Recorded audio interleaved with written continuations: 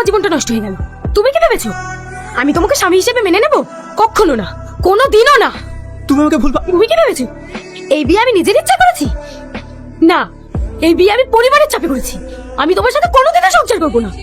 তুমি দিদির সাথে সাথে আমার জীবনটাও শেষ করে দিলে। ঠিক আছে, তুমি কি চাও? মুক্তি, মুক্তি চাই।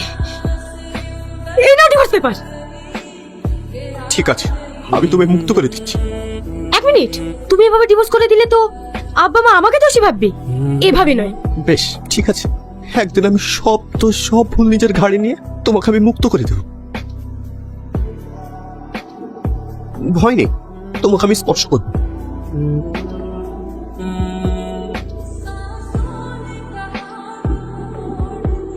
যাই বলো, এতদিন পর আবার এই সংসারটা পরিপূর্ণ হয়ে উঠেছে। বৌমা, তোমার শরীর খারাপ নাকি? না না, তাহলে এরকম লাগছে কেন তোমার? না না, আমি ঠিক আছি। তুমি কি ভেবেছো এইসব গিফট দিয়ে আমাকে মানিয়ে নেবে? কখনো না।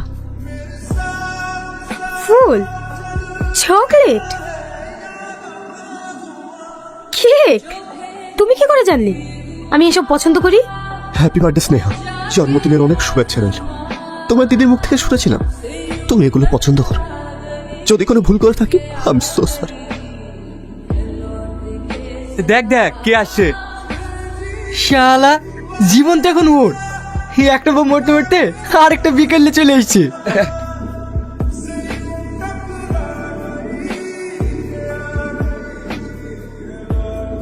আরে কি করছিস এসব? সবকিছু নিজের ইচ্ছা মতো হয়। নেহা চলে যাক সেটা তো আমি চাই। নেহা চলে গেল তো এটাই হয়।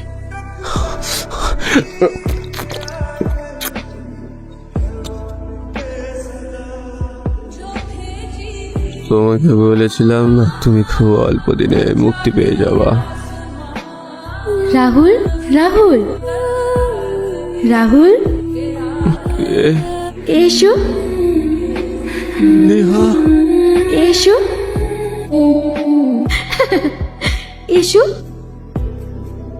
এসো, এসো। নেহা, নেহা, তুমি আবার আমাকে ছেড়ে চলে গেলে নেহা।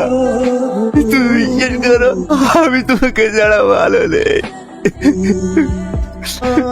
জানো নেহা, আমাকে সবাই বলবো আছে, তুমি বিশ্বাস করো আমি তোমার বোনের জীবন নষ্ট করিনি।